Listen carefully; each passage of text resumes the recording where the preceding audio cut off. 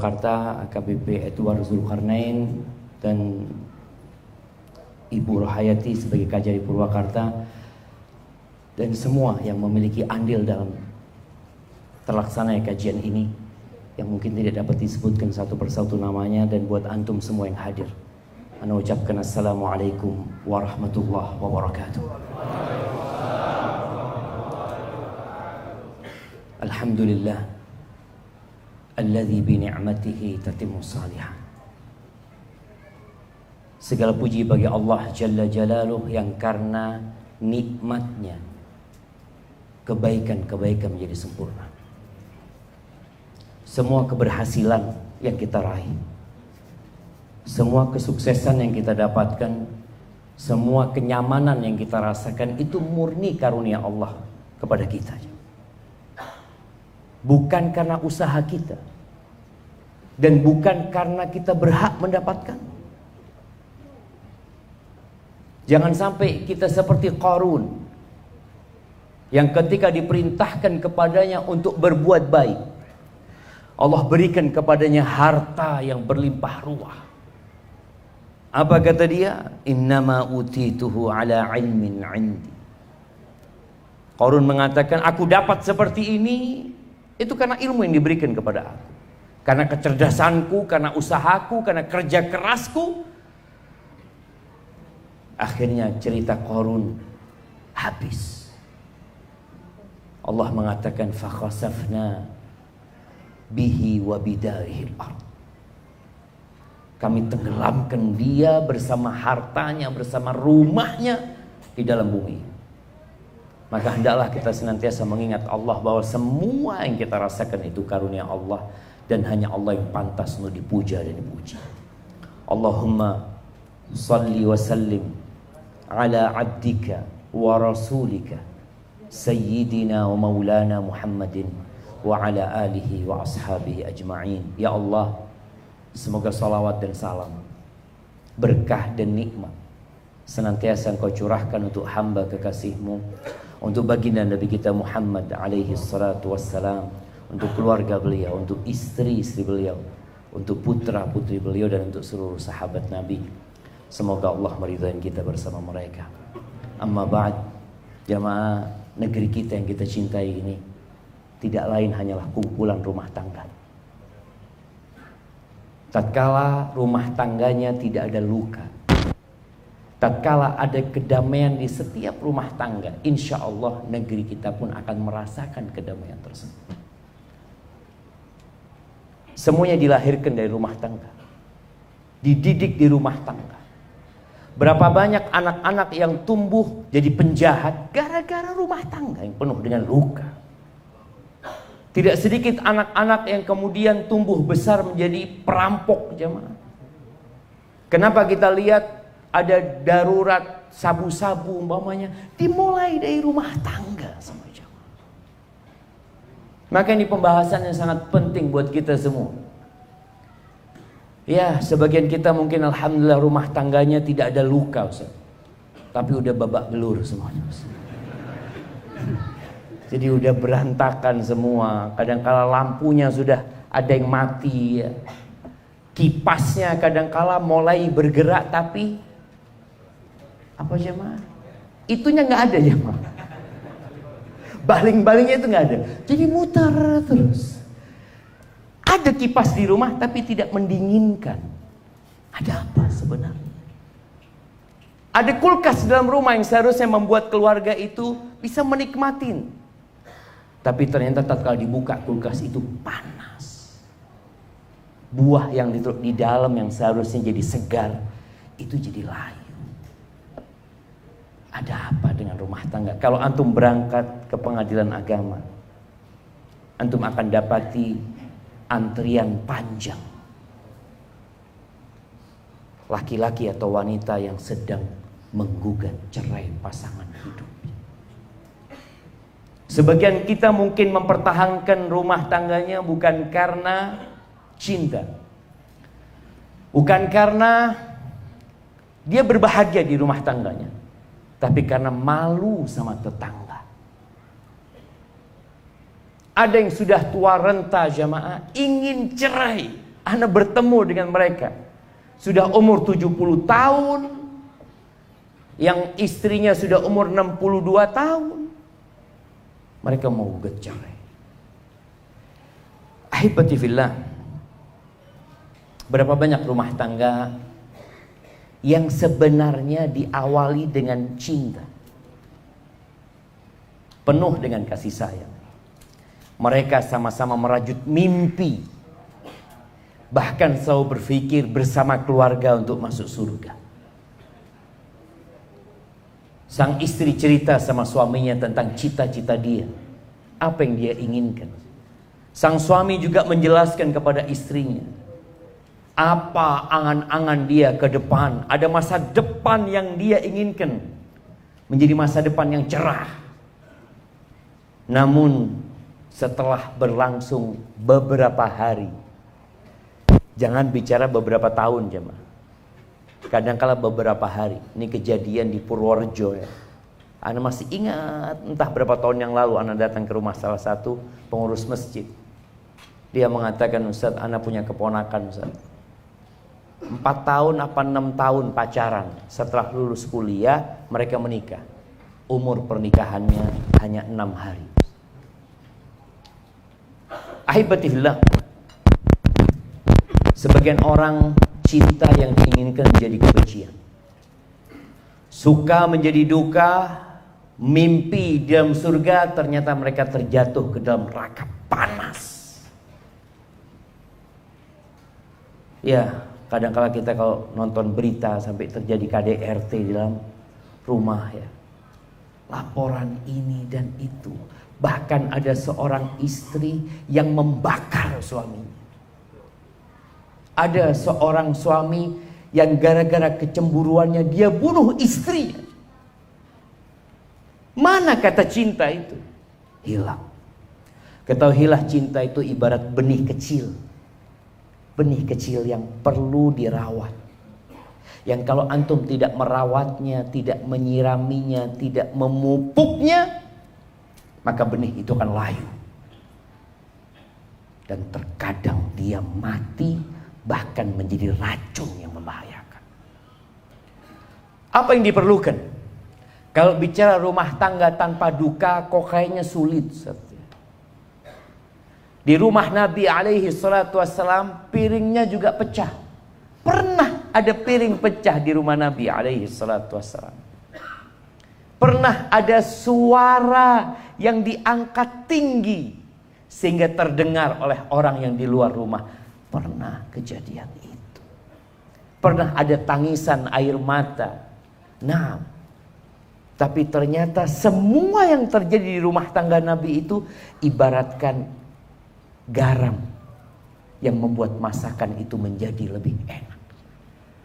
Sekarang bagaimana tatkala ada luka, antum semakin kuat. Bagaimana tatkala ada masalah membuat antum semakin matang. Menjadi seorang suami, menjadi seorang ayah.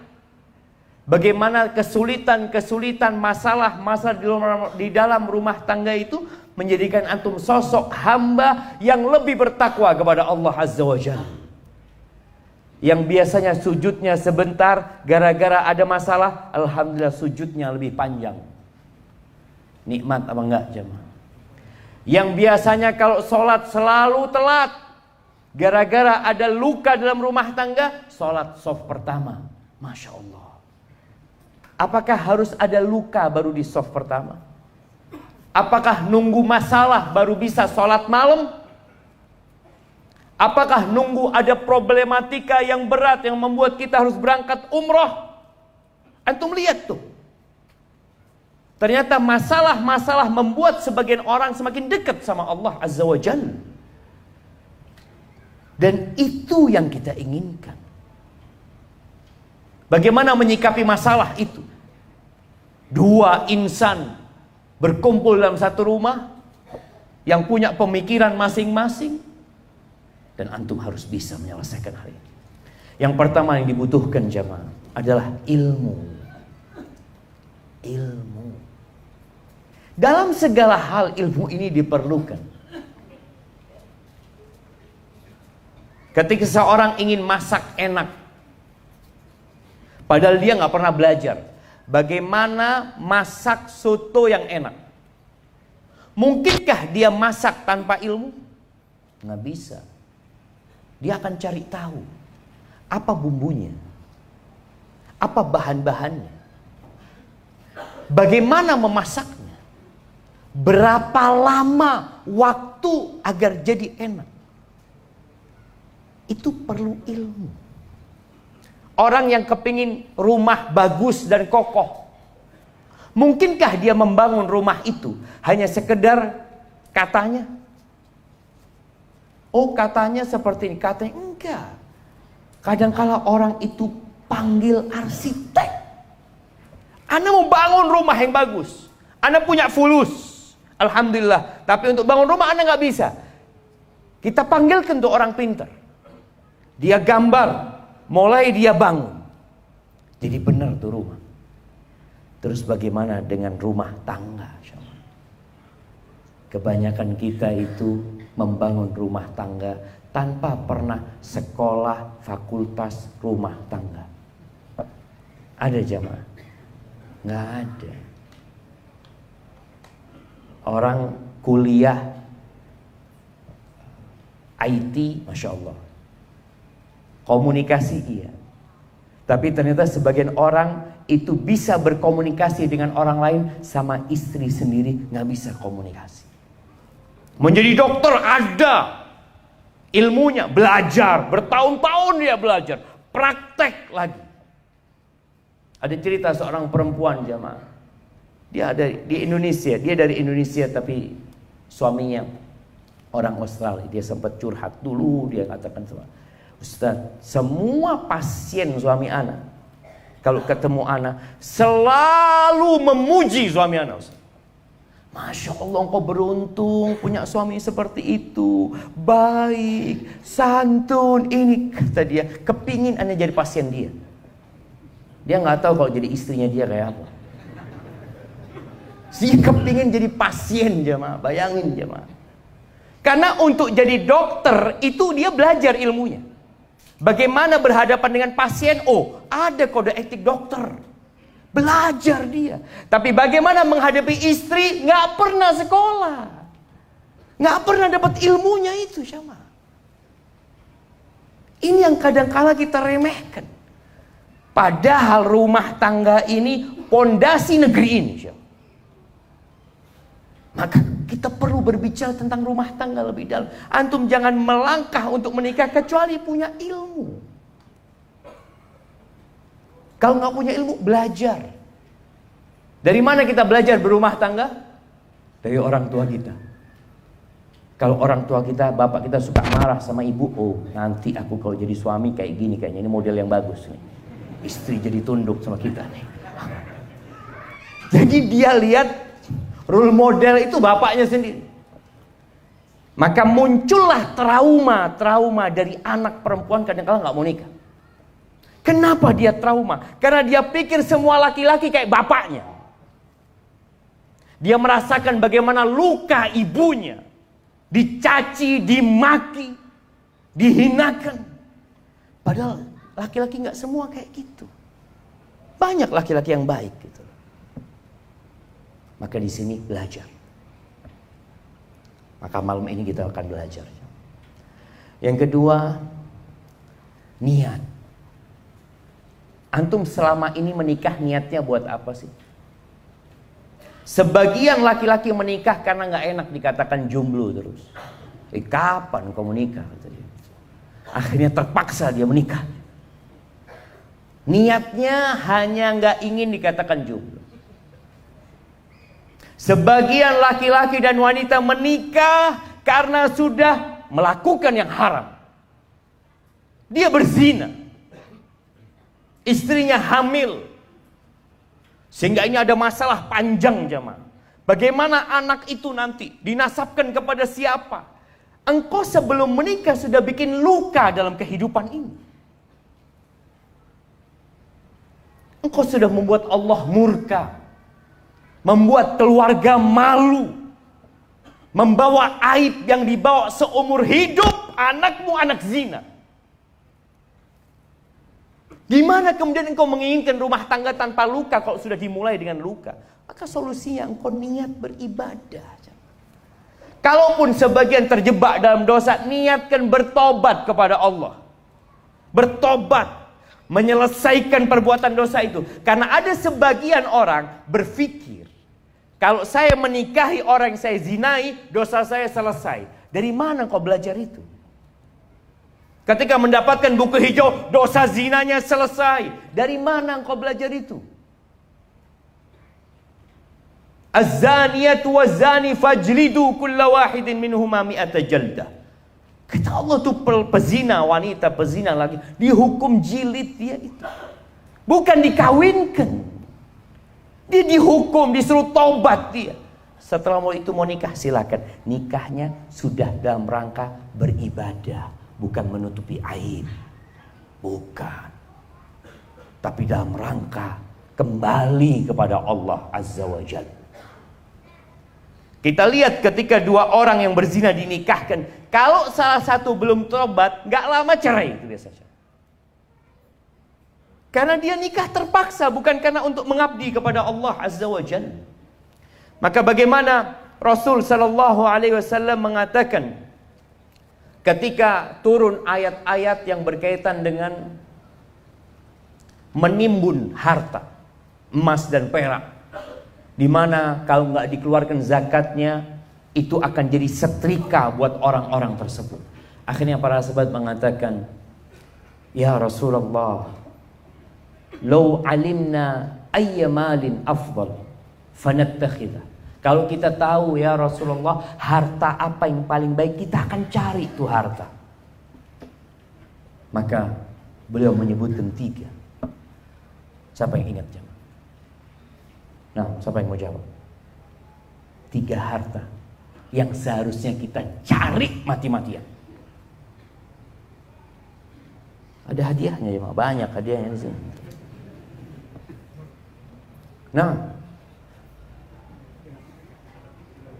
mana yang mau jawab? Hadiahnya taruh di atas ya, biar tahu mereka.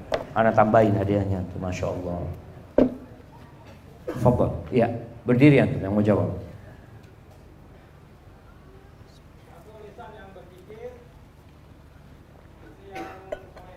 Alhamdulillah. 1, lisan yang pandai berzikir. Yang kedua, hati yang bersyukur. Istri yang soleha, yang membantu suaminya dalam urusan akhirat. Masya Allah. Fadl, kirimkan ke sana, ke belakang. Tuh jamaah, bukan mobil yang bagus, rumah yang mewah. Apa gunanya antum punya rumah yang mewah kalau isinya berantakan? Kita kadang-kadang kalau melihat orang rumahnya bagus, mewah, ya Allah enak banget yang tinggal di sini. Padahal sudah nggak ada penghuninya. Hidup masing-masing. Enggak, Nabi nyebutkan 3. Afdaluhu lisanun dzakir. Lisan yang senantiasa berzikir. Naik motor berzikir, masuk rumah berzikir, makan berzikir, selesai makan berzikir, masuk pasar berzikir, pakai baju berzikir. Kemanapun dia pergi dia berzikir. Ingat sama Allah. Yang kedua, wa qalbun syakir. Hati yang pandai bersyukur. Mau dapat 20.000 sehari, alhamdulillah. Ada teman-teman mungkin yang sampai hari ini belum punya motor. Siapa yang belum punya motor, angkat tangan jangan. Nah, angkat tangan yang belum punya motor. Angkat yang tinggi lah antum, jangan malu lah. Ada yang mau kasih motor sama antum. Baik, sebagian orang sedih nggak punya motor, kawannya punya motor. Mau engkau punya motor tapi nggak punya kaki?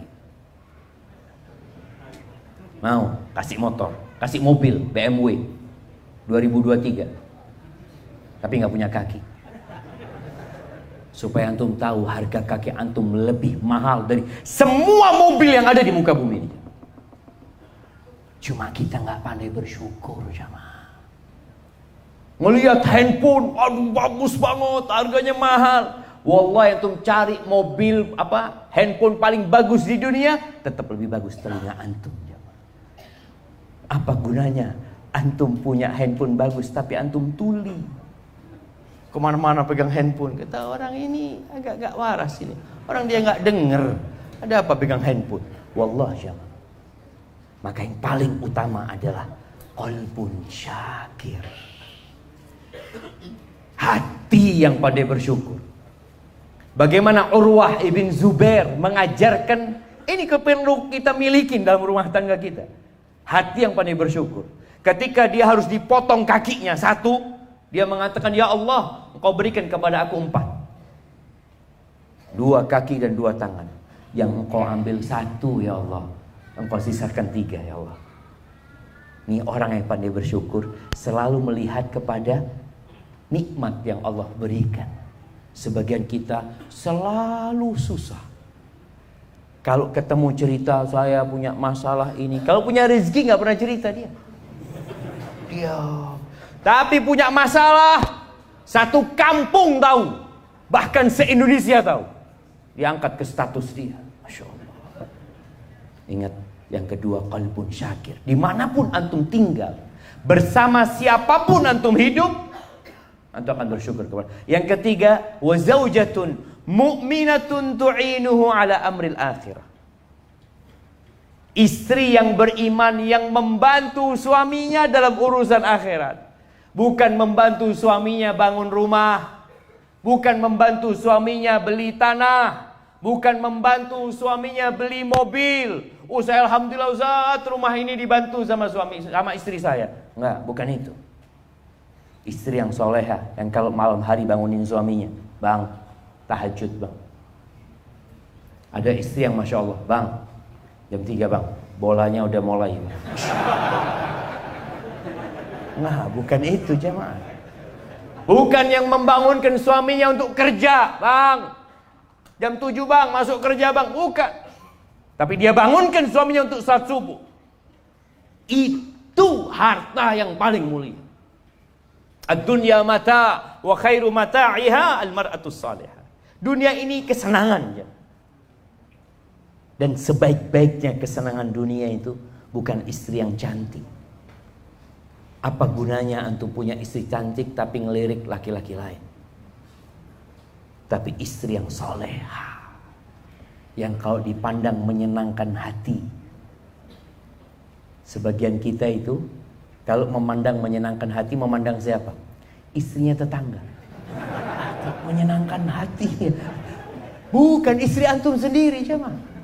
Menyenangkan hati. Kalau disuruh taat. Ditinggal sama suaminya, jaga kehormatan dirinya, jaga harta suami. Maka tadi niatkan ketika menikah beribadah kepada Allah Azza wa Jalla. Gimana Ustaz kalau ana salah niat dulunya? Perbaiki niatmu sekarang. Bisa kau memperbaiki. Terus yang ketiga, doa. Wallahi jamaah, hati manusia itu di tangan Allah. Cinta, kasih sayang, itu nikmat yang Allah berikan. Allah Azza wa Jalla berfirman di surat Al-Anfal ayat 63. Ini berkaitan dengan bagaimana orang-orang Ansor bisa bersatu, bisa damai. Yang sebelumnya mereka konflik bertahun-tahun, puluhan tahun. Apa kata Allah? Lau anfaqta.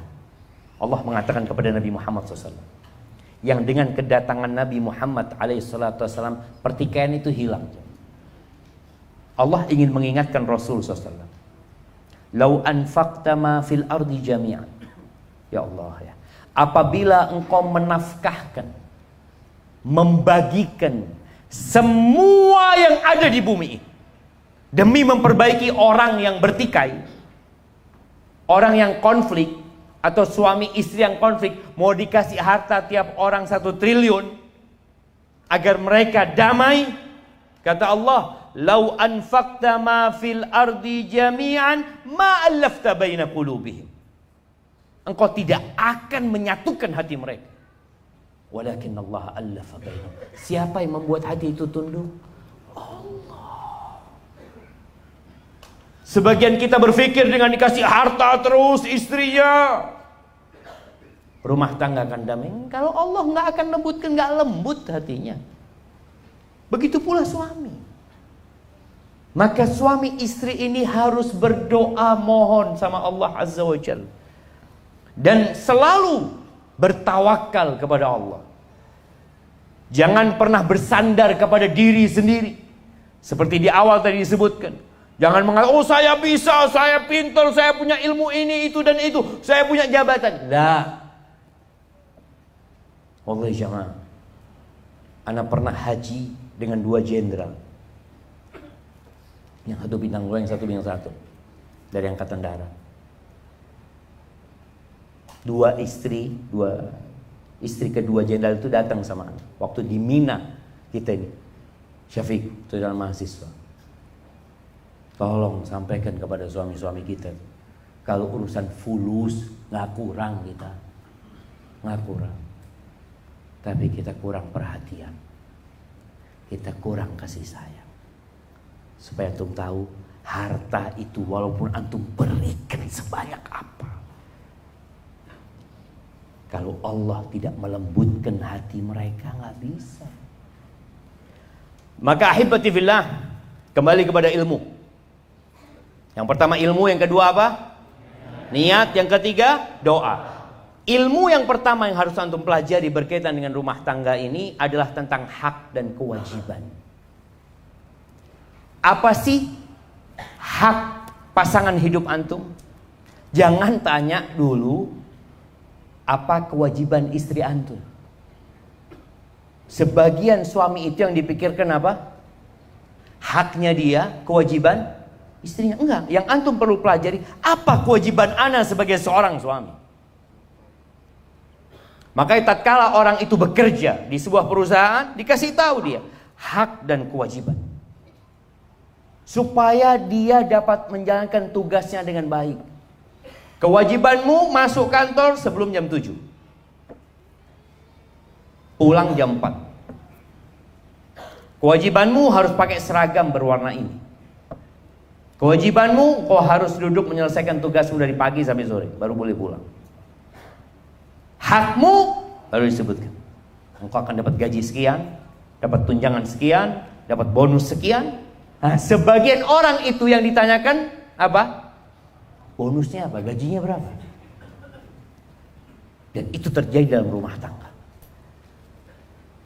Banyak di antara kita jemaah ketika menikah yang dipikirkan cuma malam pertama. Masya Allah. Sehingga ada istilah bulan madu. Madunya berapa lama? 1 bulan. Kadang-kadang gak sampai sebulan. Sisanya wallahu a'lam. Maka tolong pelajari. Dan menuntut ilmu ini kewajiban buat setiap muslim. Talabul ilmi fariidatun ala kulli muslim. Bukan sunnah ya, bukan anjuran. Ketika antum mau sholat, antum harus belajar ilmu tentang sholat, wajib. Ketika mau berangkat haji, jemaah haji itu oleh Depak diadakan apa buat mereka? Manasik haji, karena wajib buat mereka. Mereka mau melaksanakan ibadah tersebut. Dan ketika antum mau menikah, antum wajib belajar tentang hak dan kewajiban antum, pasangan hidup antum. Ketika dua orang ini tahu dengan hak dan kewajibannya, kemudian mereka saling melaksanakan apa yang menjadi kewajiban mereka, ya udah, insya Allah itu akan jadi pupuk untuk cinta yang ada di awal. Ada seorang suami yang hanya minta dilayani, tapi dia tidak pernah berbagi dengan istrinya. Di beberapa daerah jemaah, kesian ketika sang istri itu harus bekerja cari nafkah. Sang istri perempuan itu wajib bekerja apa enggak? Wajib apa enggak? Wajib jemaah. Kalau enggak kerja, tutup negara kita ini. Wajib kerja, tapi bukan wajib cari nafkah. Dia wajib bekerja. Ini bicara hak dan kewajiban. Kadangkala sebagian suami, dia maksa istrinya bekerja cari nafkah loh. Kewajiban cari nafkah itu engkau sebagai suami, bukan aku. Ketika istrinya mau resign, berhenti kerja, kata suami, jangan. Loh kok jangan? Aku itu istri, bukan pekerja. Kalau dia mau bekerja karena inisiatif dari dirinya, tafadhol. Tapi bukan disuruh sama suami. Dipaksa, enggak. Dia capek. Bagaimana seorang istri, jemaah? Kalau bicara di beberapa negara, kita sudah lihat, sebagian negara itu piramidnya sudah kebalik. Banyak perempuan gak mau punya anaknya. Jadi jumlah orang tuanya itu lebih banyak daripada anak-anak. Di Singapura, jangan jauh-jauh. Di Jerman, di Rusia. Kenapa? Karena banyak wanita mereka itu juga bekerja. Ketika dia bekerja, cari nafkah, lalu dia disuruh hamil, disuruh menyusui anaknya, membesarkan. Ini kezaliman para laki-laki kepada istri. Engkau yang cari makan lah. Masa aku sudah membesarkan anakmu, gendong anakmu seharian. Ingat, perempuan bekerja di rumah kalau punya anak itu berapa jam? 24 jam kali 7 hari kali 30 hari sebulan. Ada istri antum ngajukan cuti sama antum, bang, ana mau cuti ngurusin anak-anak bang ya. Oh iya, engkau punya hak cuti dalam setahun 12 hari selain liburan bersama. Nggak ada tuh perempuan jemaah. Tengah malam istri kita, tengah malam anak nangis, bapaknya bangun, bapaknya bangunkan istrinya. Anaknya nangis, tidur lagi dia. Kenapa? Karena dia berpikir, aku bisa harus bekerja. Ya itu memang, itu tugas laki-laki. Tapi jangan engkau bebankan dua kepada perempuan. Disuruh cari duit, disuruh melahirkan anak, besarkan anak. Ar-rijalu qawwamuna 'alan nisa. Kata Allah, laki-laki itu pemimpin buat para wanita. Pemimpin. Kenapa dia jadi pemimpin? Yang pertama, bima faddalallahu ba'dahum 'ala ba'd. Karena laki-laki itu dikasih jiwa kepemimpinan. Laki-laki itu lebih mengutamakan akalnya. Dikasih itu. Hak cerai ada di suami. Kalau hak cerai ada di istri, kira-kira ada yang datang ke masjid masih berstatus suami, mungkin sudah diceraikan semua sama istrinya. Istri itu sakit hati sedikit, bawa koper dia pulang. Udah, aku pisah aja. Laki-laki enggak. Makanya perempuan bisa gugat cerai, tapi tidak menceraikan dirinya sendiri. Bima anfaqu, yang pertama bima faddalallahu ba'dahum 'ala ba'din. Yang kedua, wa bima anfaqu min amwalihim. Karena suami itu memberikan nafkah. Para ulama menyebutkan, tatkala engkau memperhatikan konflik atau luka yang terdapat dalam rumah tangga, kebanyakannya timbul disebabkan kedua pasangan ini tidak ngerti sama hukum syariat. Nggak ngerti, nggak belajar dia.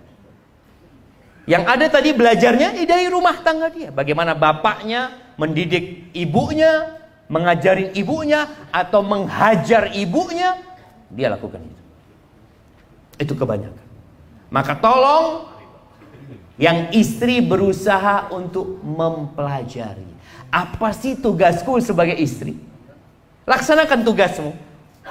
Suami melaksanakan tugasnya. Ustadz, kalau ana sebagai istri, hak-hak ana tidak diberikan oleh suami, minta hakmu sama Allah Azza wa Jalla. Itu juga dipelajari.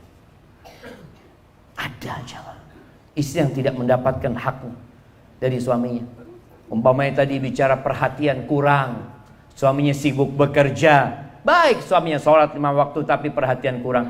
Iyalah, anak akan cari perhatian dari Allah Azza wa Jalla demi menyelamatkan rumah tangga. Ilmu yang kedua, mengenali pasangan hidup. Laki-laki dan wanita itu berbeda. Semua punya keistimewaan. tapi juga punya kekurangan. Bagaimana Nabi alaihissalatu wasallam menjelaskan kepada para laki-laki tentang para istri. Beliau mengatakan khuliqatil mar'atu min dila. Perempuan itu diciptakan dari tulang rusuk yang bengkok tuh jemaah. Baik, kita dengarkan azan isya dulu jemaah. Barakallahu fiik. Nah.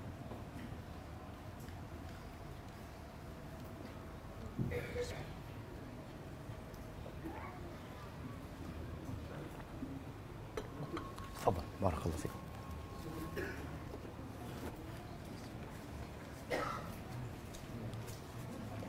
Allahu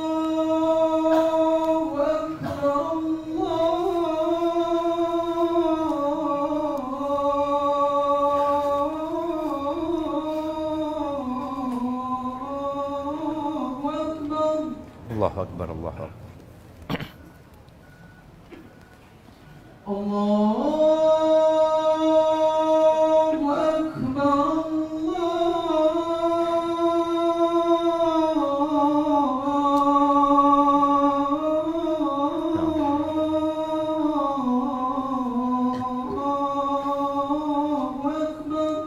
Allahu Akbar.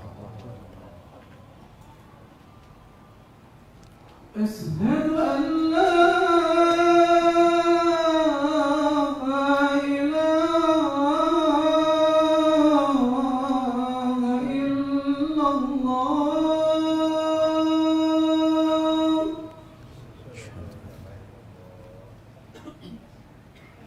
Ashhadu an la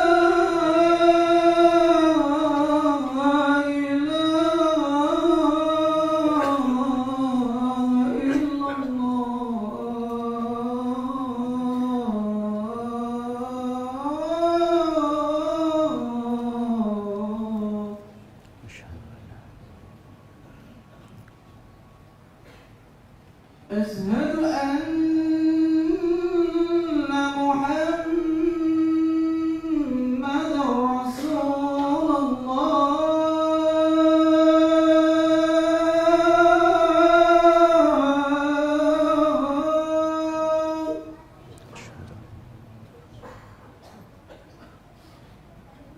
أشهد أن محمد رسول الله.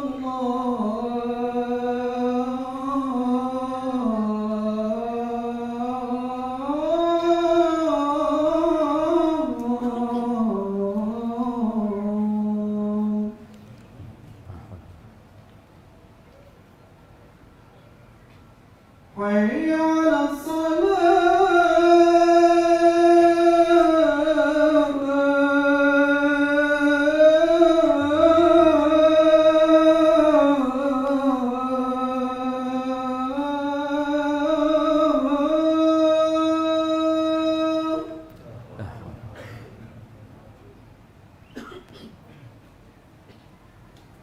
حي على الصلاة.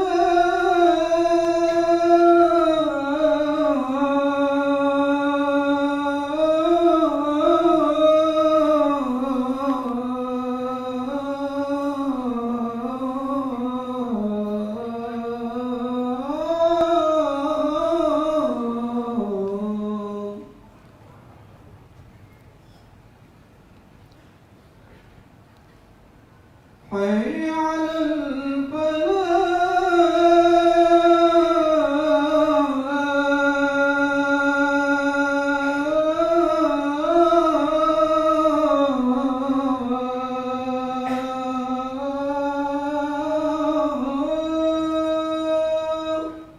لا حول.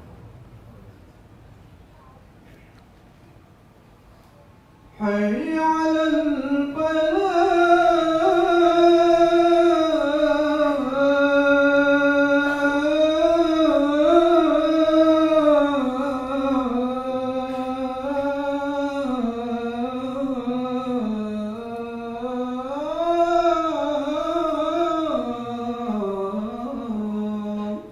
لا حول.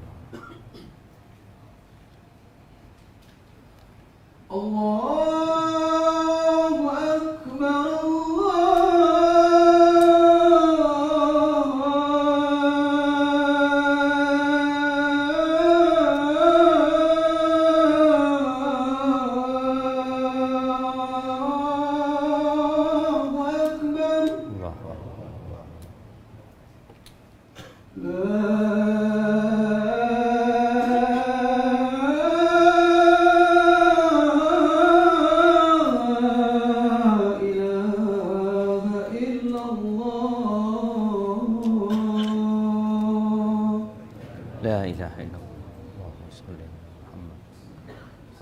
كما صليت على آل إبراهيم إنك حميد مجيد وبارك على محمد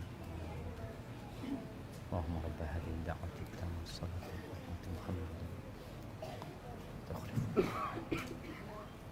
اللهم صل وسلم على نبينا Muhammad. Apa yang tadi dibicarakan? Mengenali pasangan hidup kita. Yang laki-laki berusaha mengenali bagaimana sih perempuan itu kayak apa sebenarnya. Yang perempuan juga tahu laki-laki itu seperti apa. Sehingga ada jalur komunikasi yang bagus nantinya. Rasulullah SAW ketika menjelaskan kepada para sahabat, perempuan diciptakan dari tulang rusuk yang bengkok, bukan untuk merendahkan wanita, tidak, tapi untuk mendidik para laki-laki agar tahu bagaimana pasangan hidup dia. Karena ada sebagian wanita yang mengatakan ini termasuk melecehkan wanita. Lah, ini dalam rangka kau dihormatin dan dihargai oleh laki-laki, agar para laki-laki tahu bagaimana bermuamalah dengan perempuan. Kata Nabi SAW, "Idza dhahabta tuqimuhu kasarta." Kalau engkau ingin meluruskan tulang rusuk itu, mau dilurusin, patah. Wa in taraktahu lam yazal a'waj. Kalau dibiarkan akan tetap bengkok. Terus gimana? Apa solusinya? Fastamti'u fihinnal iwaj. Nabi memberikan sebuah arahan alaihi salatu wassalam. Engkau bersenang-senanglah dengan wanita, tapi engkau harus selalu tahu dia itu bengkok. Perempuan itu ingin dimaklumi kekurangannya. Jangan engkau menuntut lebih dari dia. Bayangin ya, Rasul sallallahu alaihi wasallam pernah di rumah Nabi SAW, Aisyah itu angkat suara sampai terdengar dari luar rumah. Abu Bakar dengar tuh. Dia minta izin untuk masuk ke rumah Nabi SAW. Masuk. Ngelihat Aisyah di situ yang habis ngangkat suaranya atas Nabi SAW. Abu Bakar datang jamaah mendekati Aisyah, mengatakan, "Atarfa'ina sautaki ala Rasulillah sallallahu alaihi wasallam." Berani-beraninya engkau ngangkat suara di atas suara Nabi SAW. Itu mau digampar Aisyah sama bapaknya sendiri jemaah. Kira-kira kalau mertua antum mau gampar istri antum, sikap antum apa? Ah, betul, ini harus dididik nih. Dididik. Mungkin kita akan seperti kesempatan ini. Ini bapaknya ada nih, bukti kalau anaknya nggak bener nih bapaknya. Nabi SAW langsung pasang badan. Dia menghalangi Abu Bakar dari Aisyah. Nggak boleh mendekat kepada Aisyah radhiyallahu ta'ala. Berangkat sudah. Abu Bakar pulang karena nggak bisa mendekat ke Aisyah, pulang. Nabi SAW duduk sama Aisyah mengatakan, "Aisyah, engkau nggak lihat tadi aku belain engkau dari laki-laki tadi itu yang memukul engkau itu?" Akhirnya mereka jadi berdamai. Sebagian kita itu selalu memperbesar masalah kecil. Dan itu yang banyak terjadi. Kenapa luka itu semakin melebar dan sebagian luka sudah sembuh tapi jadi borok di dalam? Gara-gara kita suka menjadikan masalah remeh jadi besar. Banyak perempuan mengatakan, "Ustaz, suami ana marah itu gara-gara masalah remeh, Ustaz." Antum harus belajar jadi singa di luar rumah dan menjadi macan di dalam rumah. Ingat kisah 11 wanita yang menceritakan suaminya. Jadi cerita tentang suaminya. Ini buka-bukaan dia tentang suaminya. Salah satunya mengatakan, "Zauji idza dakhala fahid." Suamiku tuh kalau masuk rumah itu kayak macan. Wa idza kharaja asid. Kalau dia keluar rumah, dia seperti singa. Wala yas'al amma ahid. Dan dia tidak pernah menanyakan apa yang dia tinggalkan. Para ulama menjelaskan ini pujian buat suami. Suaminya itu kayak macan, urusan-urusan remeh, kecil, nggak diurusin sama dia. Dia tidak akan pasang badan kecuali untuk urusan yang besar, itu macan. Kalau keluar rumah, oh dia jadi singa. Dan kalau di rumah dia tidak menanyakan hal-hal yang remeh.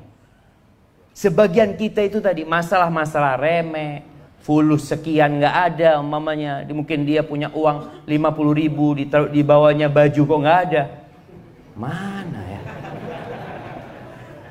Hei istriku, sini. Sidang.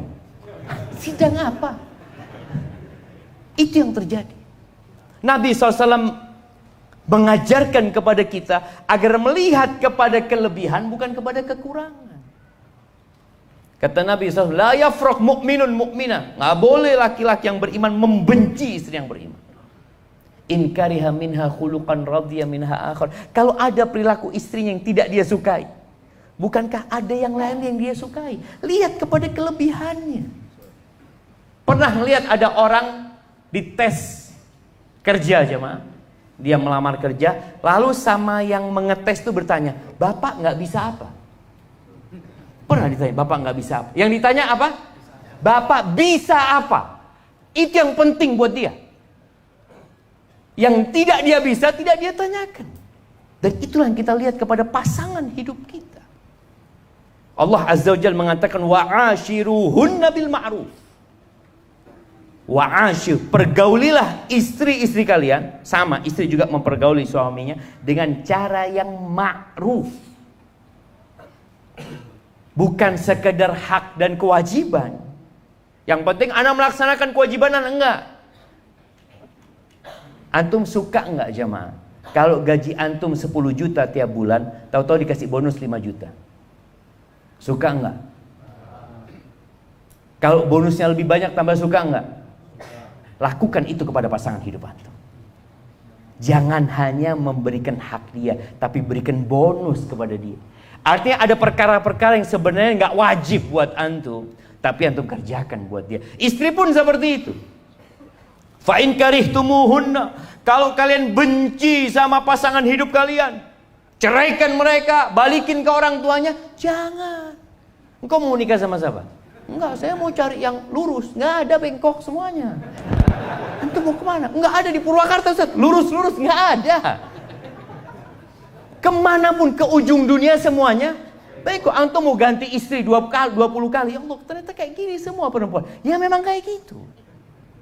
Fa in karihtumuhunna fa'asa an takrahu syai'an wa yaj'alallahu fihi khairan katsira. Kalau kalian benci sama mereka, boleh jadi yang kalian benci itu ternyata Allah jadikan banyak kebaikan di sana. Mungkin istrimu tidak pandai memasak, tapi istrimu pandai mengaji. Mungkin istrimu memberikan makanan, ya Allah, oh kayak gini ya makanan. Apa anak salah pilih istri? Anak kalau makan di rumahnya tetangga kok enak terus ya. Padahal tetangga itu punya masalah. Sama. Ya Allah, ini istri anak makanannya enak, tapi ngajar ngaji anak gak bisa, ya Allah, astagfirullah. Wah, istrinya tetangga barusan suaranya enak ya. Apa anak salah istri? Padahal sama-sama semuanya jemaah. Semua orang itu punya kelebihan dan kekurangan. Maka fokus kepada kelebihan, bukan kepada kekurangan. Itu yang diajarkan. Ketika Nabi alaihi salatu wassalam mengatakan perempuan itu naqisatu aqlin wa din. Perempuan itu kurang akalnya, kurang agamanya. Ini juga pendidikan buat kaum laki-laki. Perempuan itu datang bulan dulu. Kok ketahui ketika dia datang bulan, dia nggak sholat. Sholat aja enggak. Nggak Allah wajibkan, bahkan nggak boleh dia sholat. Kondisi emosionalnya kadangkala bermasalah.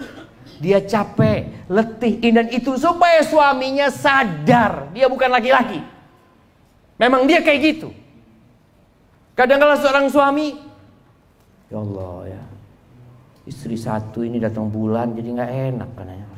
Memang kayak gitu. Coba anak punya 4. Antum punya 4, semua datang bulannya bareng.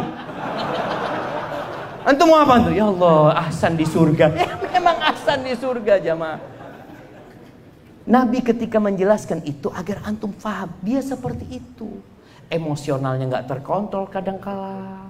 Kadangkala antum ngomong maksudnya baik, dia sakit hati. Ya memang kayak gitu perempuan. Antum yang kudu sabar. Sabar. Kenapa? Antum laki-laki. Antum jadi pemimpin. Ketika pemimpin gak penyabar, apa yang akan terjadi? Akan banyak yang terluka di dalam rumah itu.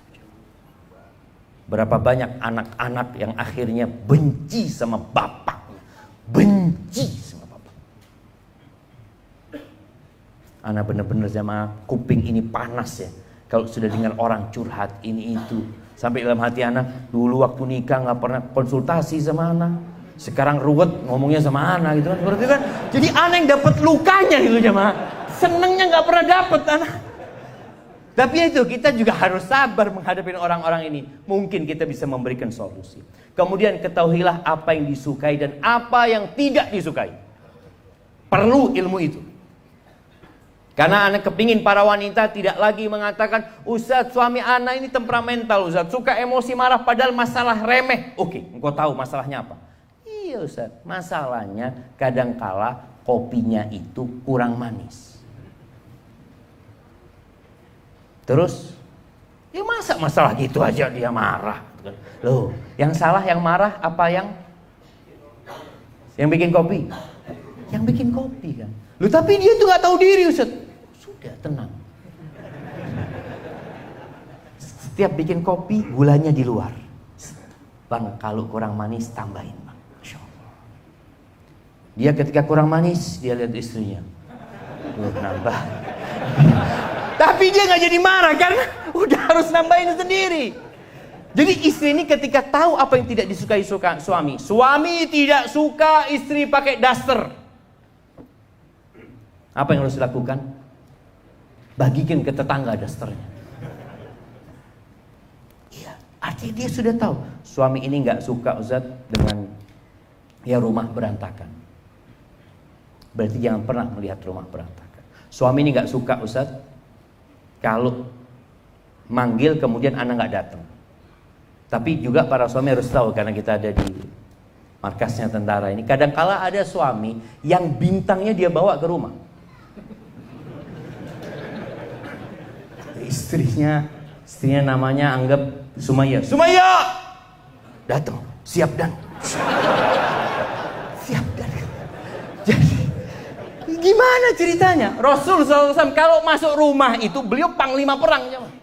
Ketika masuk rumah beliau jadi suami. Jadi bapak buat anaknya. Nggak ada bintang-bintang itu. Makanya bagaimana istri Nabi SAW itu kadang-kadang bantah sama Nabi SAW. Sampai Umar itu pernah suatu hari ngomong nyuruh sama istrinya bantah. Kata Umar jagoan cuman. Ngomong sama istri, kok beraninya bantah anak tadi? Kata istrinya, istri Nabi aja bantah sama Nabi SAW. Umar itu nggak tahan, langsung keluar rumah. Dia langsung datang ke rumah salah satu istri Nabi, putrinya. Siapa namanya putrinya Umar? Kasih hadiah. Nah, kirim hadiahnya ke belakang. Hafsah. Nah, kayaknya nggak cukup dia kasih baju itu, kasih buku aja dia. Nah, Hafsah, dia tanya, Hafsah, apa benar istri Nabi itu ada yang bantah Nabi SAW? Apa benar ada istri Nabi itu yang nggak ngajak ngomong Nabi dari pagi sampai malam? Kata Hafsah, iya benar. Hafsah, jangan kau lakukan itu Hafsah. Jangan, kau nanti diazab sama Allah SWT. Itu nggak boleh, jangan. Itu nggak boleh. Jadi para istri jangan kemudian melihat ini, oh berarti anak boleh bantah ya. Ya nggak boleh bantah itu. Tapi suami kudu sabar ketika istrinya melakukan itu. Karena ada sebagian suami udah pulang sana ke rumah orang tua. Aku ini di kantor dihormati. Nggak ada yang mengatakan tidak. Selalu siap dan. Ada cerita jamaah, ini bagaimana ya? Bagaimana kalau bisa istri itu kayak gitu juga. Siap dan sama suami.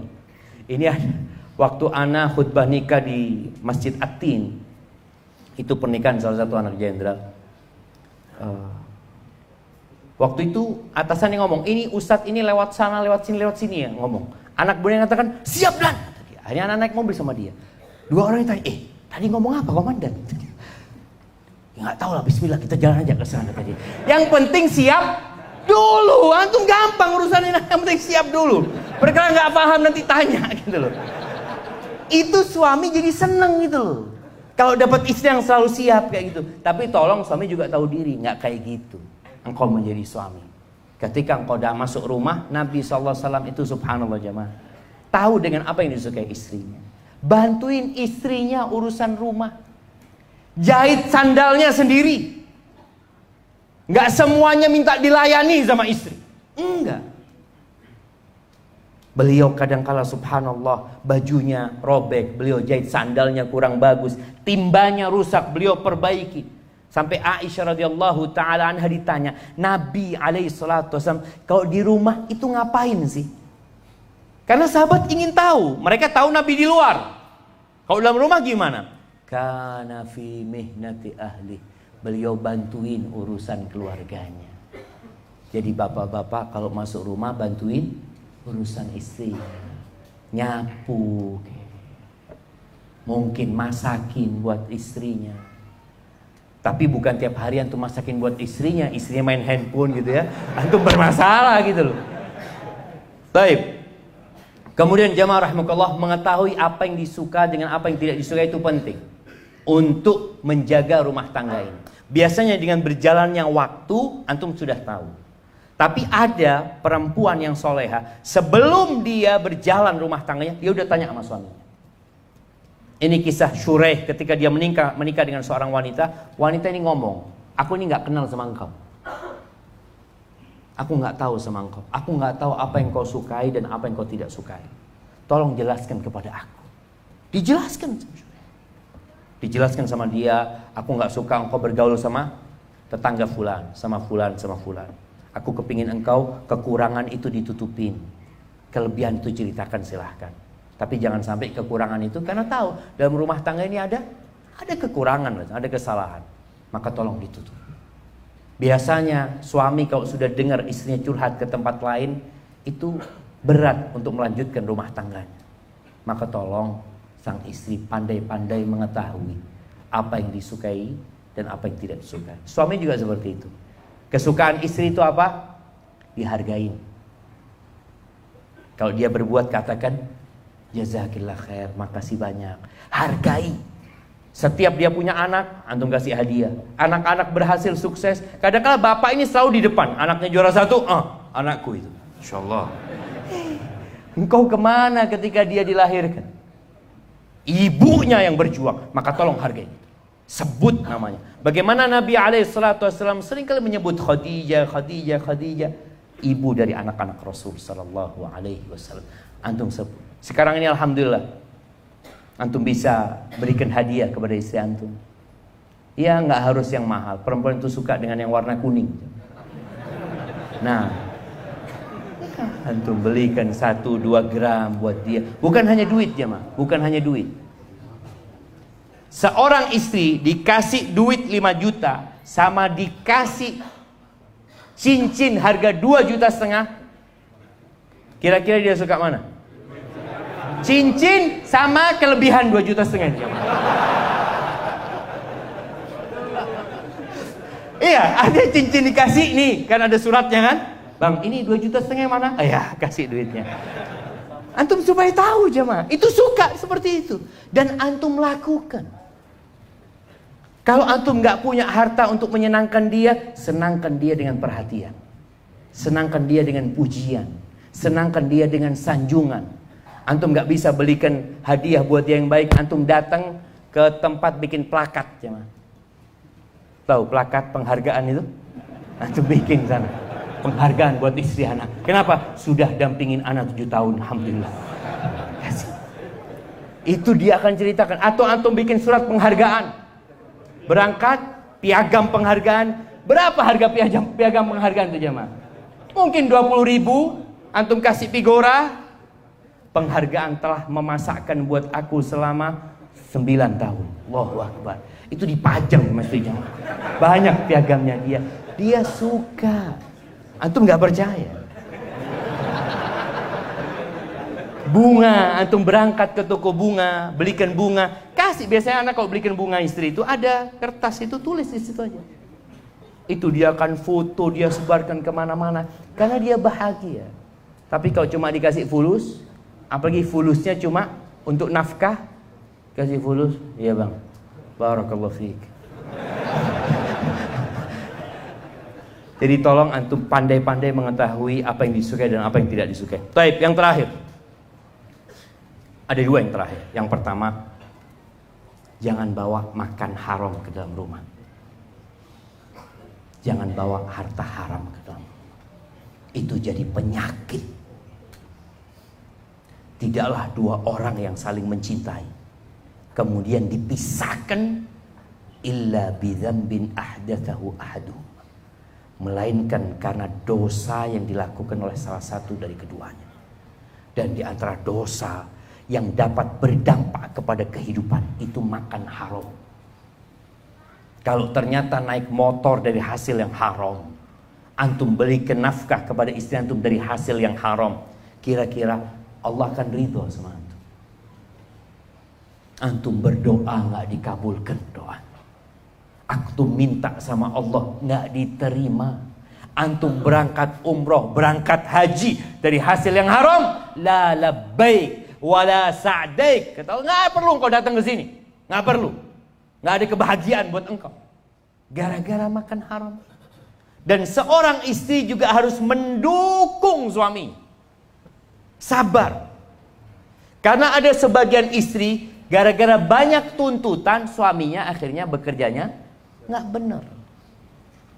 Nggak sabar, kepingin cepat punya rumah, kadang-kala rumahnya dengan cara riba. Nggak sabar ingin cepat punya motor, akhirnya motornya dengan sistem riba. Nggak sabar kepingin ini itu, akhirnya ada yang haram dalam rumah tangga. Jaga. Dan sebagai penutup, Nabi SAW itu pernah mendiamkan istrinya yang 9. Kira-kira tahun 9 Hijriah. 9 istri Nabi itu diboikot sama Nabi SAW. Nabi tinggal di sebuah kebun. Ada rumah kecil di kebun itu, tinggal sebulan. Beliau tidak datang. Kenapa? Beliau menghajar istri. Urusan dunia. Tuntutan yang berlebihan. Konflik yang terkadang yang seharusnya tidak dibuat konflik. Sampai turun firman Allah di surat Al-Ahzab ayat 28-29. Allah mengatakan, ya ayyuhan nabi. Setelah 1 bulan, Nabi mendudukkan istrinya satu persatu. Kenapa? Karena visi misi mereka berubah. Dan itu yang menyebabkan banyak luka dalam rumah ketika visi dan misi nggak sama. Allah mengatakan, ya ayyuhan nabi. Wahai nabi, qul li azwajika. Katakan kepada istri-istrimu, in kuntunna turidnal hayatad dunya wa zinataha. Kalau ambisi kalian kehidupan dunia, perhiasan dunia, kemewahan dunia, fata'alaina umatti'kunna. Kalian kemari. Aku kasih mut'ah buat kalian. Aku kasih kesenangan buat kalian. Aku kasih harta buat kalian. Thumma usarrihkunna sarahan jamila. Dan aku akan ceraikan kalian dengan perceraian yang baik. Nggak bisa dilanjutkan rumah tangga ini ketika satu ingin ke timur, satu ingin ke barat. Nggak bisa. Maka Nabi memberikan keputusan. Allah yang menurunkan firman Allah. Wa in kuntunna turidna Allah wa rasulahu wad daral akhirah. Kalau ambisi kalian Allah, mencari keridhaan Allah, mencari keridhaan ketaatan kepada Rasul SAW, wad daral akhirah, dan kehidupan akhirat. Kalau ambisinya akhirat, wallahi jamaah, dunia dan isinya ini yang diperebutkan sekarang oleh 8 miliar manusia kira-kira, itu tidak lebih dari 1 sayap nyamuk. Antum ambil nyamuk itu, antum lihat dunia dan isinya ini, kira-kira kalau dikumpulkan bisa nggak bikin nyamuk? Nggak bisa. Allah tiap hari bikin nyamuk. Dunia dan isinya tidak lebih dari 1. Maka Nabi diperintahkan mengatakan kepada istri-istrinya, kalau ambisi kalian akhirat, fa innallaha adda lil muhsinati minkunna ajran azima. Sesungguhnya Allah menyediakan buat orang-orang baik di antara kalian pahala yang besar, jamaah. Pernah melihat di dunia ini perempuan pakai baju 10 jam? Pernah melihat? Istri antum kalau pakai baju mentok berapa? 2, 3. Wanita surga itu pakai baju 70 jam. Sekali pakai 70. Bayangin. Dan 70 pakaian itu bisa dinikmatin dari segala penjuru. Antum bisa ngelihat dia dari arah sini, ya Allah, indah sekali. Dan dari 70 lapis pakaian itu, sumsum kakinya kelihatan. Kerudungnya perempuan itu lebih baik dari dunia dan isi. Maka tolong, ambisi kita adalah kehidupan akhirat. Kita makmurkan dunia ini dengan ketaatan kepada Allah Azza wa Jalla. Kita jaga rumah tangga kita ini dengan menjalankan perintah Allah, perintah Rasulnya. Insya Allah luka itu akan hilang dari rumah tangga kita. Barakallahu fiik. Mungkin kita masuk ke sesi tanya jawab. Naam. Bismillah.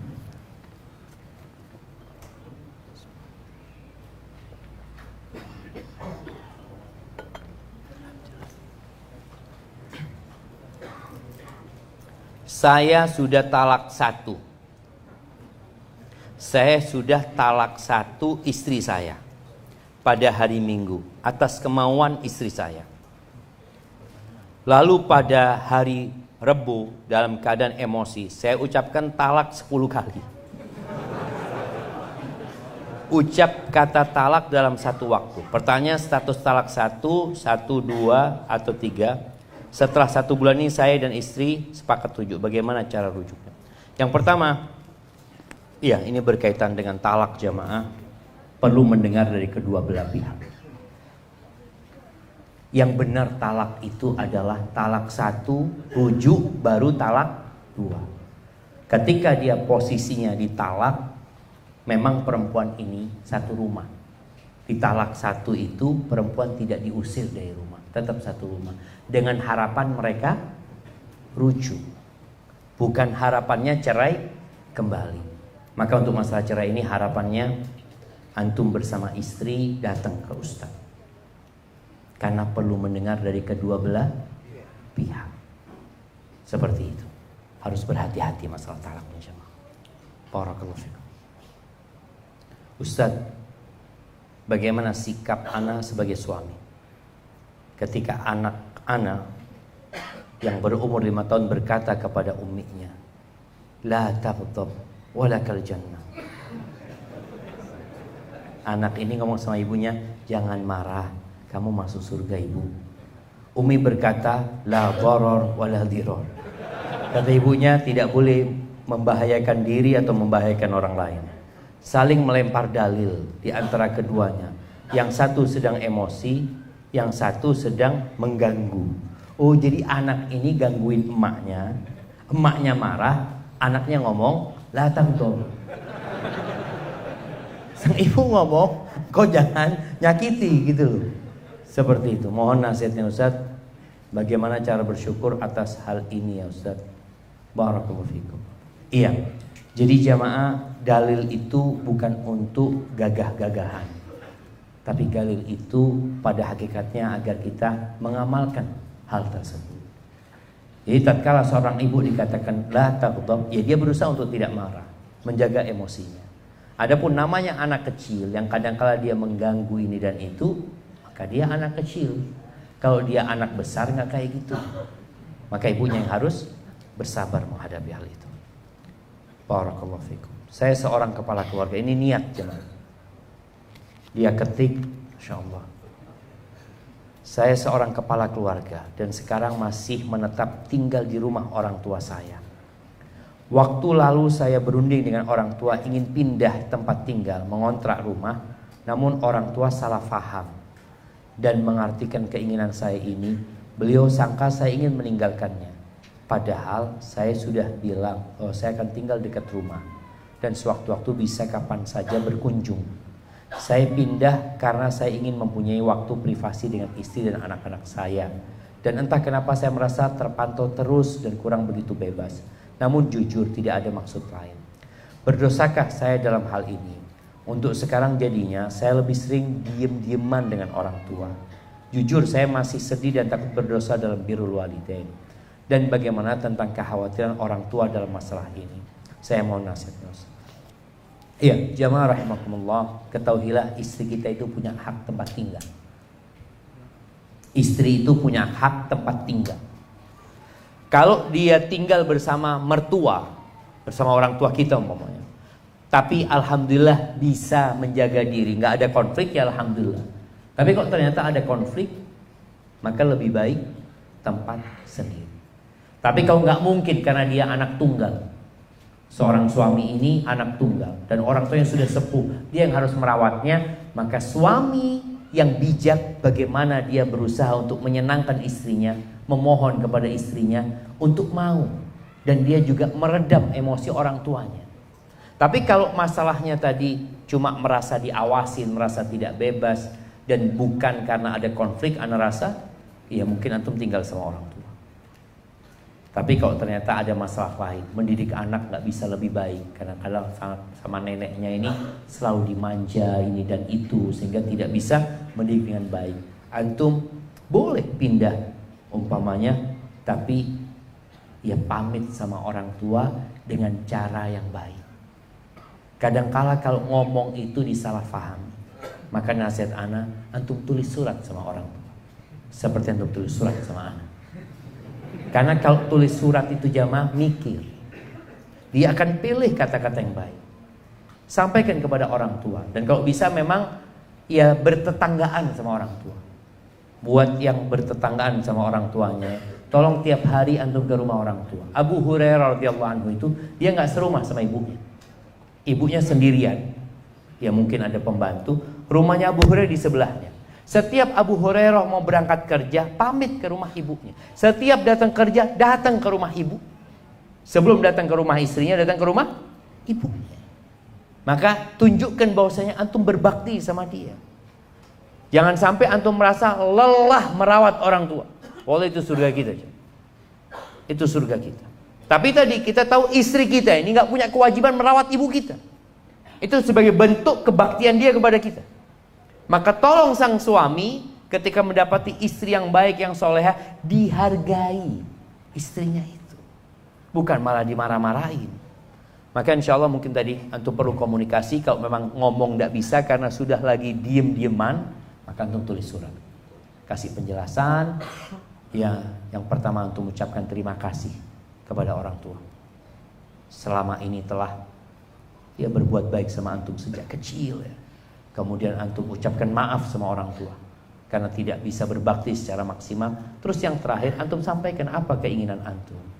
Mudah-mudahan dengan itu orang tua akan faham. Assalamualaikum WRWB. Jamaah, jangan disingkat. Warahmatullah. Antum sedang doa. Masa antum kalau doa sama Allah, amin, apa? Ya Rabbal Alamin disingkatnya apa? YRA. Amin YRA. Kayak gitu ya, enggak lah jamaah. Jangan disingkat. Maka tolong ketika doa, antum kalau mau singkat, semua kata boleh disingkat. Tapi kalau isinya doa, salawat buat Nabi SAW ya. Karena terus terang kita pada waktu SD itu, kalau baca SAW, ya Nabi Muhammad SAW kita bacanya. Padahal sallallahu alaihi wasallam. Coba ditulis sallallahu alaihi wasallam. Mungkinkah kita membaca SAW? Gak mungkin. Kita akan baca seperti ditulis. Usia pernikahan saya sudah 4 tahun. Tetapi belum juga diberi keturunan. Sudah mencoba kesana kemari untuk melakukan program, tetapi masih belum diberi kepercayaan sama Allah. Hati suka sedih jika ada yang menanyakan, kok sudah lama belum punya anak.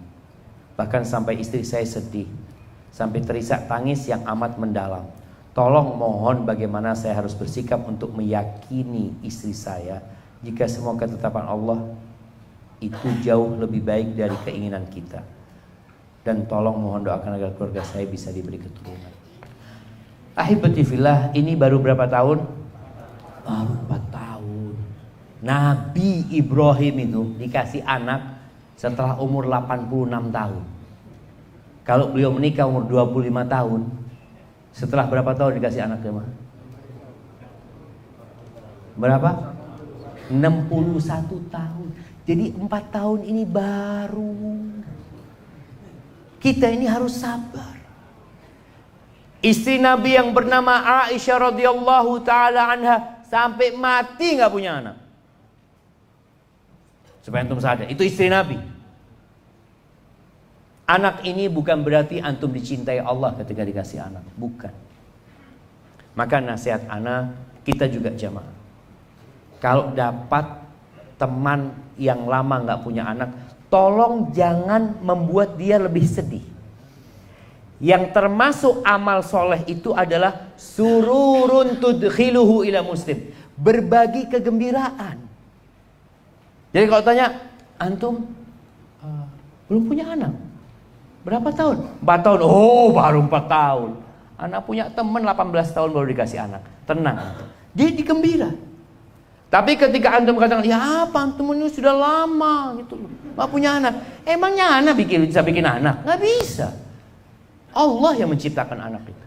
Maka ketahuilah bahwasanya banyak para nabi yang gak punya anak, kecuali ketika umurnya tua.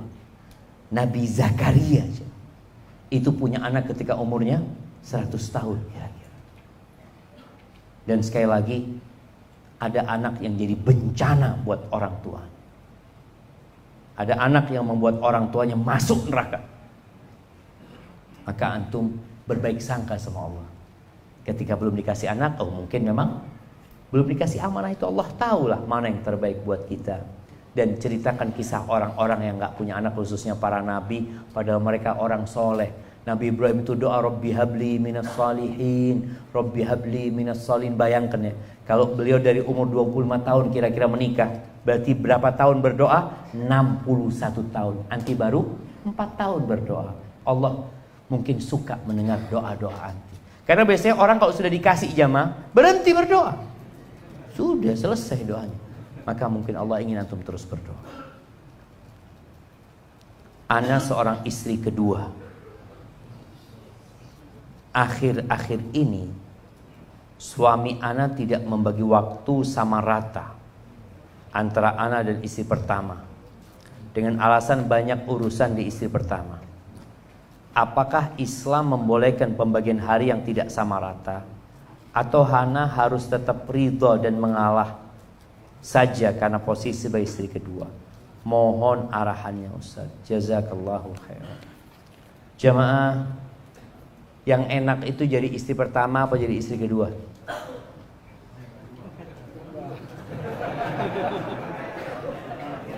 Nah, jadi istri pertama berduka, istri kedua menderita.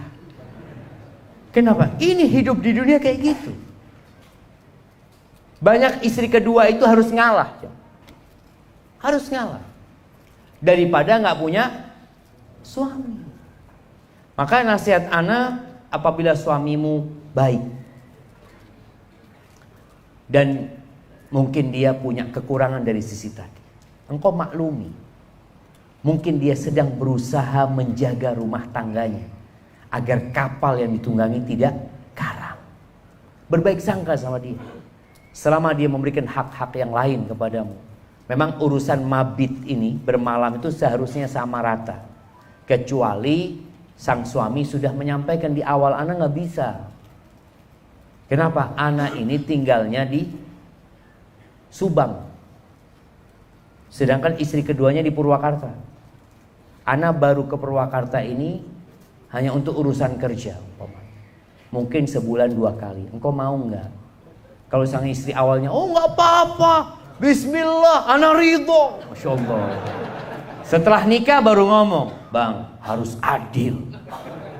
Kalau enggak hari kiamat nanti, aduh bahaya bang, kata dia.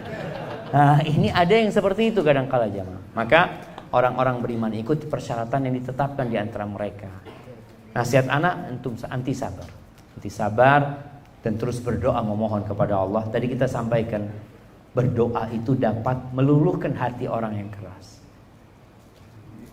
Hadza wallahu a'lam bissawab.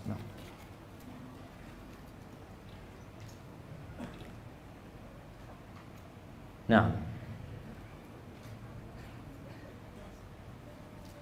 Masya Allah, ini ada orang yang mau terima kasih panjang jemaah. Dia ngasih nama anaknya Muhammad Syafiq Rabbani. Masya Allah. Ada Syafiq Junior berarti di jemaah. Perlu bayar royalti nggak jemaah? Pakai nama. Mudah-mudahan dijaga sama Allah selalu ya. anak-anak dia di Gaza sama Allah SWT. Bismillah. Ustadz, ana punya paman seorang penghulu di kota Bandung.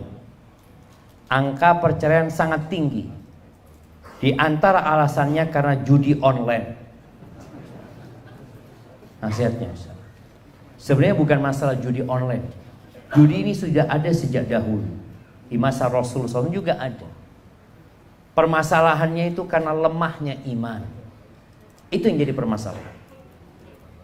Terkadang masalahnya yang gak banyak dibicarakan itu gak sholat. Sebagian perempuan itu bersabar suaminya gak sholat. Bertahun-tahun dia sabar. Padahal suaminya melakukan dosa besar. Yang keislaman orang tidak sholat itu diragukan. Sebagian ulama dari mazhab Hambali berpendapat dia kalau mati orang itu gak sholat, sudah dibikinkan jurang, gak usah dikuburkan bersama orang-orang Islam. Ini orang gak pernah sholat, mati minta dibawa ke masjid. Kira-kira kalau dia hidup, mau ke masjidnya? Kalau dia masih hidup namanya, digotong sama antum ke masjid, mau? Mati antum gotong ke masjid. Maka tolong kalau bicara masalah, banyak permasalahan, judi online mungkin salah satunya, tapi masalah yang besar itu masalah iman. Maka caranya adalah dengan belajar ilmu, ngaji, datang ke majelis ilmu. Yang kedua adalah ziarah kubur. Karena orang jangan ziarah kubur karena kalah main judi. Datang, bapak saya kalah main judi. Bukan, ziarah kubur itu mengingat akhirat, untuk menguatkan keimanan kita. Memang saat ini dengan adanya judi online ini, dulu orang main judi itu di becak main judi. Masa lalu jemaah. Judinya pakai apa? Ada yang judinya taruhan jemaah. Taruhan duduk tukang becak nih, atau tukang ojek, yuk mobil yang datang bentar lagi Avanza, apa bukan Avanza? Avanza, yuk 10.000. Tunggu jemaah. Oh Avanza, buat anak. Itu sampai seperti itu jemaah. Dulu main judinya itu pakai manggis. Tahu antum? Judi pakai manggis itu. Apa saja bisa dijadikan bahan untuk judi sebenarnya. Tapi ketika orang beriman, takut sama Allah, ambisinya akhirat, itu insya Allah akan selamat. Pergaulan juga. Pergaulan itu menyebabkan orang main judi.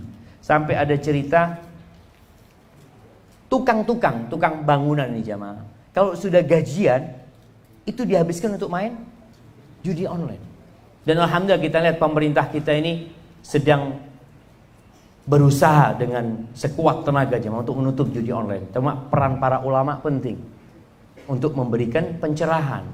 Karena tadi yang sampaikan, mau ditutup kalau orang itu imannya lemah tetap main judi dengan cara apapun. Maka bertakwalah kepada Allah, ini juga akan membuat rumah tangga berantakan. Kalau dapat judi halal apa haram? Ya bawa itu jemaah. Ustadz, bagaimana cara menyikapi mantan istri yang melarang kita bertemu anak kita? Apa penyebabnya? Boleh jadi antum zalim dulu. Boleh jadi. Boleh jadi antum tidak memberikan nafkah dengan baik. Atau boleh jadi memang istri yang tidak benar. Bagaimana menyikapinya? Yang pertama, antum bertobat kepada Allah. Mohon ampun sama Allah. Doa agar istri dilembutkan hatinya. Dan ingat, bagi semua suami yang menceraikan istrinya dan punya anak, kewajiban memberikan nafkah kepada anak-anaknya. Kewajiban siapa? Bapaknya. Bapak. Ustadz, anak transfer fulus gak diterima sama ibunya Ustadz. Antum lewat siapa? Antum kumpulin nafkah itu. Makanya tiap bulan kebutuhan anak itu 500.000. Ibunya gak mau gak terima, antum kumpulin 500.000. 500.000. Terus nanti ketika waktunya anak itu besar, nak, bapak ini nak mau kasih nafkah sama engkau dulu nak. Cuma ada yang menghalangi. Ini bapak kumpulin nafkah buat engkau. Sehingga anak tahu bapaknya peduli. Karena terkadang perceraian ini menyebabkan dosa banyak. Kenapa iblis itu paling suka sama perceraian, jemaah? Karena perceraian itu dapat memutuskan silaturahim. Perceraian itu menjadikan anak durhaka sama bapaknya. Kalau dia tinggal sama ibunya, dikasih vaksin kebencian terus. Bapakmu kayak gini, bapakmu seperti ini. Sampai anak itu gak kepingin pakai nama bapaknya di belakang namanya. Anak pernah ketemu sama orang seperti itu. Dia gak kepingin pakai nama bapaknya. Dari bencinya. Padahal sebagai seorang ibu seharusnya dia udah, perceraian itu hanya memutuskan tali pernikahan. Nggak ada ceritanya mantan bapak. Ini mantan bapak saya Pak Ustaz. Mana ada mantan bapak? Nggak ada. Maka tolong antum sabar, antum cari orang yang bisa ngasih tahu istri antum, tapi nafkah tetap antum berikan. Kalau tidak diterima, antum kumpulkan sebagai tabungan buat dia nantinya. Supaya anak itu tahu bahwa saya antum peduli sama dia. Ustaz, bagaimana jika bertemu dengan orang tua yang anaknya mau kita nikahi, meminta mahar yang besar, dan jika tidak dikabulkan kita tidak bisa menikahi anaknya? Cari yang lain antum. Perempuan yang berkah itu yang sedikit maharnya. Nah, jadi perempuan yang berkah itu aqalluhunna maunah, kata Nabi SAW, dan cari yang soleha. Kalau sudah bapaknya kayak gini, bisa jadi orang tuanya matri. Atau boleh jadi memang kebutuhan. Dia mungkin sekarang ini mahar kadang-kala dipakai buat apa jemaah? Walimah. Seharusnya yang mengadakan walimah siapa? Siapa jemaah? Laki-laki yang mengadakan walimah itu, bukan sang istri. Maka kadang-kala uang itu digunakan untuk walimah. Maka antum katakan, kalau memang antum gak mampu, katakan anak gak mampu. Atau antum kredit, gak apa-apa. Boleh, mahar itu boleh. Mintanya berapa? Dia minta 500 juta Ustaz. Ya sudah, antum katakan gimana kalau dicicil 20 tahun. Nanti di tengah jalan antum ngomong sama istri, udahlah ikhlaskanlah, tidak apa-apa. Jadi kalau istri mengikhlaskan utangnya, itu boleh jemaah, boleh. Tapi yang pertama jelasnya antum niat bayar gitu loh. Tapi di tengah jalan ketika antum nggak mampu, ya bismillah. Insya Allah ada istri-istri yang baik. Ustaz, bagaimana cara menasihati suami yang suka olahraga malam hari? Qadarullah, suami saya sudah mau 2 tahun ini hobi pingpong Ustaz. Pulangnya suka malam. Saya tidak suka karena sholat subuhnya jadi suka kesiangan. Hati saya suka kesel Ustaz. Nah, ya bismillah, ngomong sama suami, udahlah bang, kalau memang suka main pingpong, beli meja pingpong, main sama anak di rumah sih. Jadi ada orang-orang ini juga para istri harus tahu, selama yang dilakukan suami nggak haram, tapi ternyata dapat mengantarkan kepada yang haram, itu bermasalah. Karena ada istri yang gara-gara hobi suaminya yang sebenarnya ya nggak sampai haram menyebabkan mereka berpisah. Sabarlah dulu. Kayak sekarang suka main pingpong ini, ngomong sama suami, nggak apa-apa bang main pingpong bang, tapi jangan terlalu malam, seperti itu. Atau paling tidak tadi istrinya beli meja pingpong, main di rumah. Istri ini harus watawasau bil haq, watawasau bis sabr. Ada yang kesenangannya cuma dunia. Mudah-mudahan dengan seperti itu suaminya jadi baik nanti. Bagaimana caranya memaafkan kekhilafan suami dengan ikhlas? Suka ingat terus. Kan wanita pengingat yang kuat ya Ustaz. Iya, wanita itu pengingat yang kuat dengan kesalahan. Dengan kebaikan sering lupa. Betul jemaah. Itu kata Nabi SAW. Apa kata Nabi SAW? Lau ahsanta ila ihdahunad dar. Ini penjelasan buat para suami supaya tahu bagaimana menyikapi istri. Kalau engkau berbuat baik sepanjang tahun kepada istrimu, setahun berbuat baik, lalu engkau melakukan sebuah kesalahan, apa kata istri? Ma ra'aitu minka khairan qad. Enggak pernah engkau nyenangkan aku, Bang. Aku enggak bahagia hidup bersamamu. Itu seperti itu. Maka caranya bagaimana seorang istri agar lupa? Tolong melihat kepada kebaikan suami. Dan tumbuhkan di diri kita. Itu ada orang yang bunuh 100 orang aja dimaafkan sama Allah SWT. Apalagi Suami yang ya mungkin dia melakukan kesalahan, semua berbuat salah jemaah. Tapi ketika dia minta maaf, berusaha memperbaiki diri, sudah serahkan sama Allah Subhanahu wa taala. Maka dengan cara melihat kepada kelebihannya. Ana izin bertanya Ustaz, sebagai pemuda, apakah boleh menargetkan seorang untuk dinikahi ketika sudah siap? Bagaimana kiat menahan nafsu? Boleh menargetkan seorang untuk dinikahi. Maksudnya ana mau nikah sama fulana gitu ya. Iya. Boleh, nggak apa-apa. Tapi ketahuilah belum tentu fulana itu baik buat antum. Dimana kita perlu istikharah, musyawarah. Kemudian bagaimana kiat menahan nafsu? Ya nikah. Jadi kiat menahan nafsu ini kata Nabi SAW, yang sudah mampu hendaklah menikah.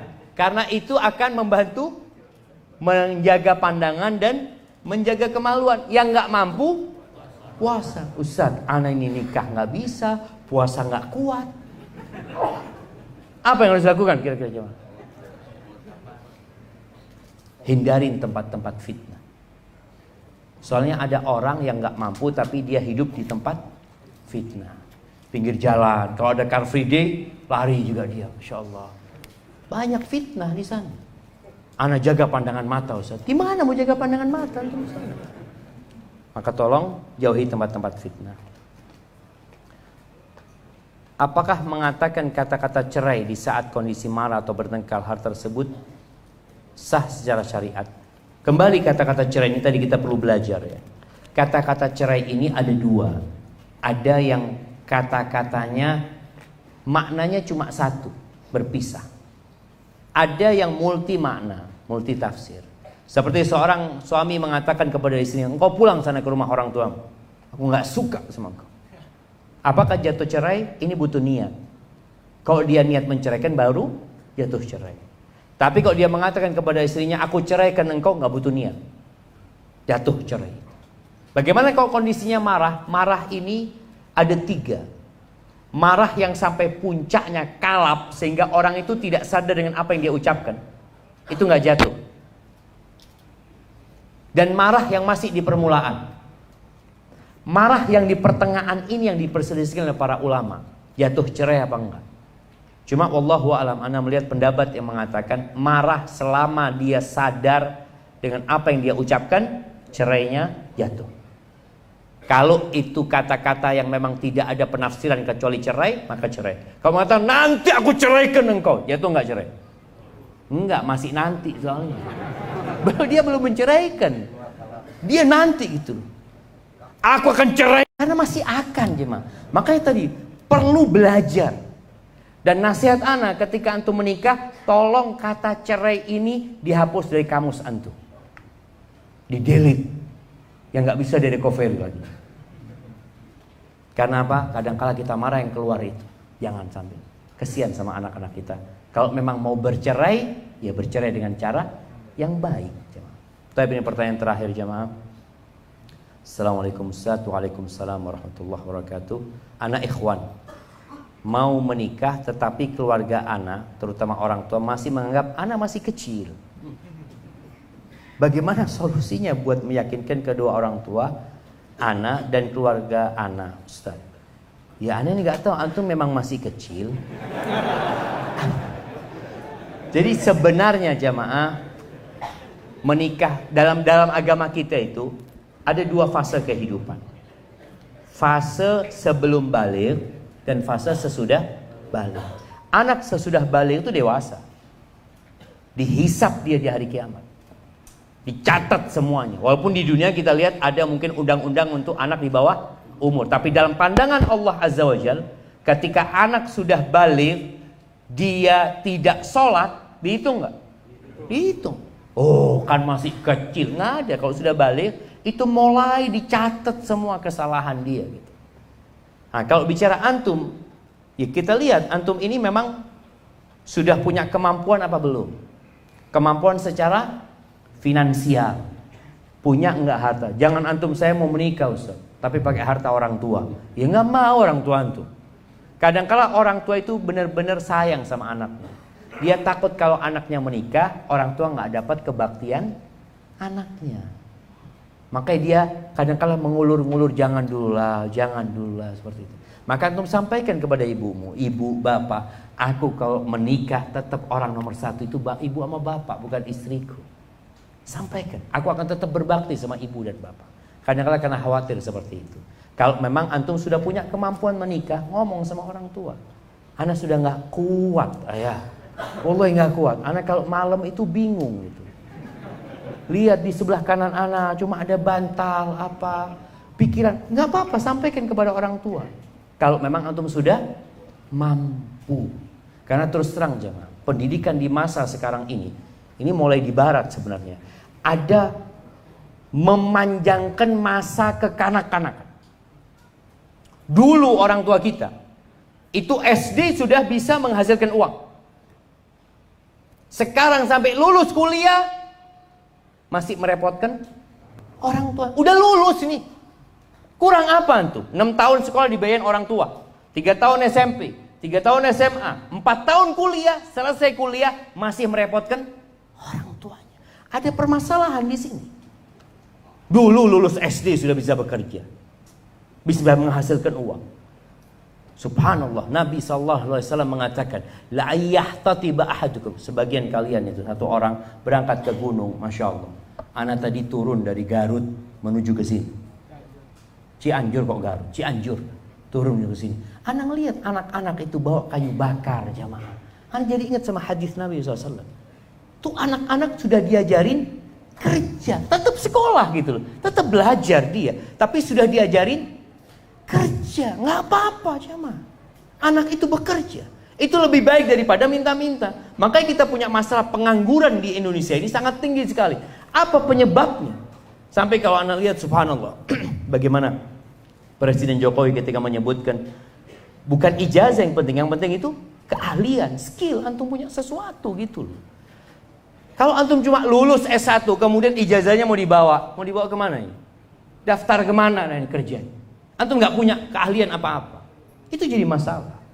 Maka tolong kita harus belajar, kita yang jadi orang tua, bagaimana anak kita dididik dia bisa bekerja, dia bisa mandiri, sehingga tatkala dia keluar dia mandiri, nggak nyusu terus sama orang tuanya. Ini mungkin yang berkaitan dengan ini. Jadi antum ngomong sama orang tuanya. Sekali lagi kalau nggak bisa ngomong, tulis surat sama orang tuanya. Tulis surat. Apakah anak salah berdoa meminta calon istri yang solehah Ustaz, tetapi saya belum sempurna agamanya? Ya antum sempurnakan dengan istri yang solehah, insyaallah. Minta yang solehah. Tetap jamaah, orang baik itu mintanya yang baik-baik sama Allah SWT. Dan antum ketika memilih, tolong dititik beratkan kepada yang solehah. Saat anak cari yang cantik, yang kaya, yang soleha, bangsawan, antum sendiri, ya anak orang biasa sih Ustaz. Tapi kan anak minta sama Allah, nggak apa-apa antum minta sama Allah, tapi sering-sering bercermin. Hadza wallahu a'lam bishawab. Itu yang dapat anda sampaikan. Kurang lebihnya mohon maaf. Yang benar dari Allah Azza wa Jalla, yang salah dari diri anda pribadi. Allah dan Rasulnya terbebaskan dari kesalahan itu. Sekali lagi saya ucapkan terima kasih kepada semuanya, dan semoga Allah memberikan pahala kepada semua yang turut berandil dalam terlaksana kajian ini. Sallallahu ala nabiyina Muhammad wa ala alihi wasallam. Assalamualaikum warahmatullahi wabarakatuh.